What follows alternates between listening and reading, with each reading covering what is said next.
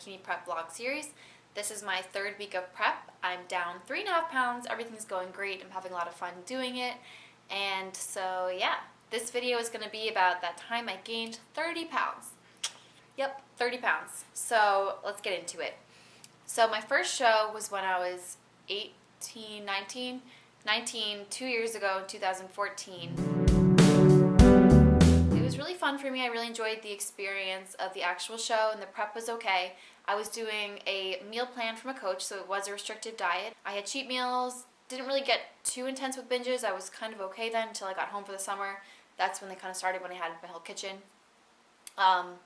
So I was doing restricted diet, blah, blah, blah. Competed, placed, had a great time. Then after the show is when I felt really lost. And I think a lot of competitors experience that feeling of what do I do now after they get out of a prep and no longer have someone writing their diet and telling them what to eat. Especially if you aren't counting your macros and don't know how much you were having. So after that show, I needed a break and I couldn't really figure out how to give myself that break. I would say I'm going to do this show, then I would keep binging and getting off track and say, okay, can't do that show, on to the next show. And I kept in my head saying I was going to do the next show, the next show, the next show, because I couldn't get a hold of my diet because it was just really hard for me after 20 weeks of being on a strict diet to get myself back in the game and get back on track with my diet.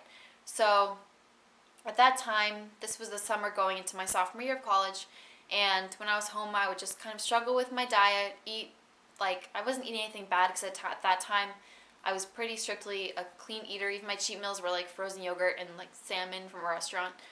So I wasn't really eating anything too bad, so it didn't really affect my weight that drastically. Then I went back to school at Penn State that August, and from August to October, I continued with the gonna compete, not gonna compete, gonna compete, not gonna compete cycle. And in those not gonna compete times is when I was binge eating. So I lived alone in my own apartment, and I didn't have any junk food because I was the one who's buying my food. I wasn't eating anything bad at the time. Like even when I started doing some macro counting, I wasn't eating that bad. So my binges were just whatever was there, even if it was like oatmeal. I remember mixing oatmeal, protein, and almond milk and Walden Farms syrup and just eating it like cold.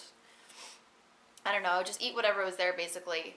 But since I was at Penn State, which is a massive campus, I was walking so much that I could eat this much and then walk that much and it would balance out, so I wasn't really gaining weight.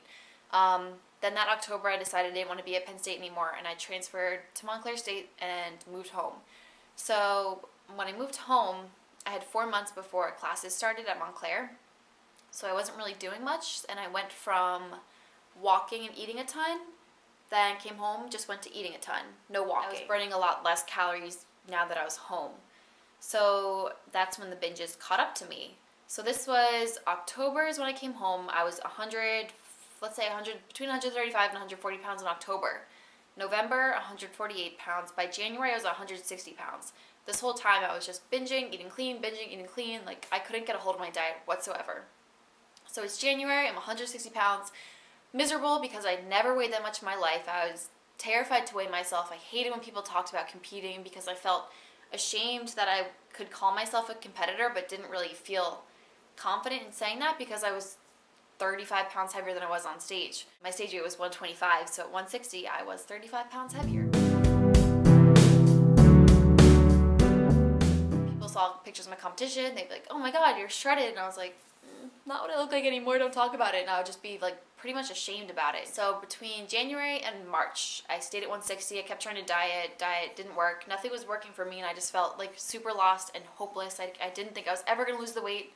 Never thought I'd be able to step on stage again because I didn't think I would ever be able to even lose weight again. Here, Jakey. Hi.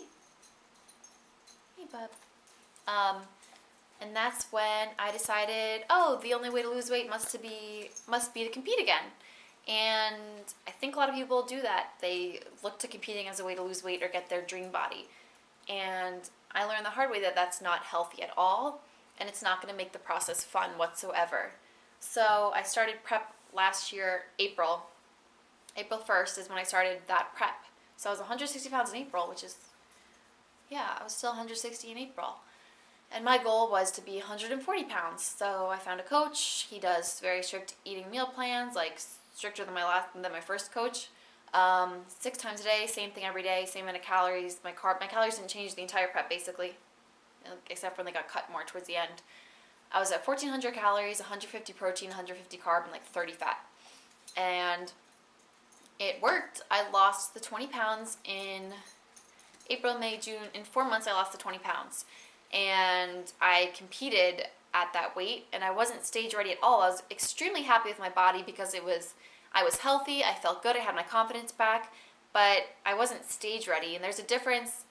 You can be lean and look good, but not be ready to step on stage, because being stage ready is like, would be another 10 pounds down, and like until you're, you're super shredded for stage, and you don't have to be super shredded for regular life and just looking good. So I was at 140 pounds, felt great, competed, felt horrible at the show. Like, I was so much bigger than everybody. I shouldn't have done the show, but my coach encouraged it as like a warm-up show. Never do a warm-up show unless you're stage ready, because that's BS, and it's a waste of money, a waste of time, and a waste of everything. If somebody tells you to do a warm-up show and you're not ready, don't listen to them. That's my input. So after that show, I was really discouraged about competing. And my coach came up and said, we're going to lose so much weight, like, you're going to look amazing at your next show, blah, blah, blah. And I said, I'm not going to lose more weight. I don't want to lose more weight. And at that point, I didn't want to lose more weight. I didn't feel the need to. Because after being 160, being 140 felt really good. And if I lost more weight, then that would bleed back to what I didn't want to happen, another rebound. So after that show is when I started my reverse diet, which was really successful, because after learning what happened the last time I didn't reverse diet, I was not going to let that happen again.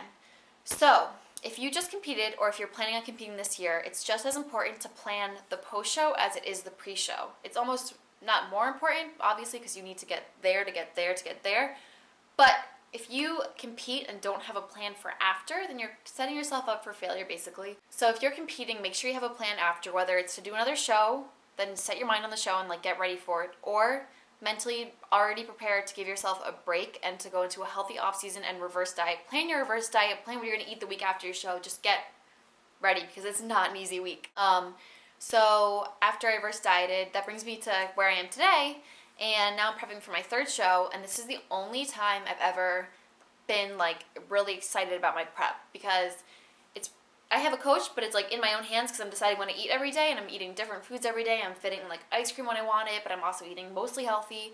No cheat meals, but I don't feel the need to have a cheat meal, which is unusual, because of my last prep, it was like every single day I'd be like, I'm craving this, I'm craving this, I'm craving this, and it was just awful. And I would like cover all my food in Walden Farms syrups just to make them taste decent to me. When you're on a clean diet, it's not necessarily healthy, because I was eating the same thing every day and covering it in like chemicals and drinking so much Diet Coke and like diet everything, and it was like super unhealthy.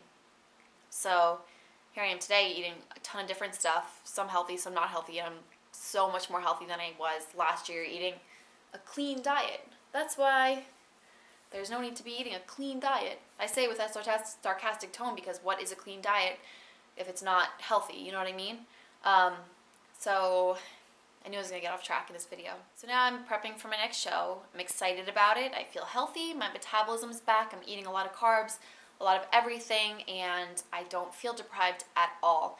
And that's what's important. You can't sacrifice your life for one day of a competition. You need to find a balance to make it an enjoyable experience. To wrap things up, the main point of this video is, if you are competing, make sure you have an after plan, because that time is super important to not rebound, because it was pretty easy to gain 30 pounds, a lot easier than it is to lose it.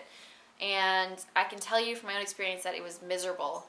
And I like look back on the day, I'm happy it happened, because it taught me a lot about my body and how I can't do that and how to reverse diet successfully. So I learned a lot from it, as you will with any experience. So I'm happy it happened, but I wouldn't want it to happen to anybody else.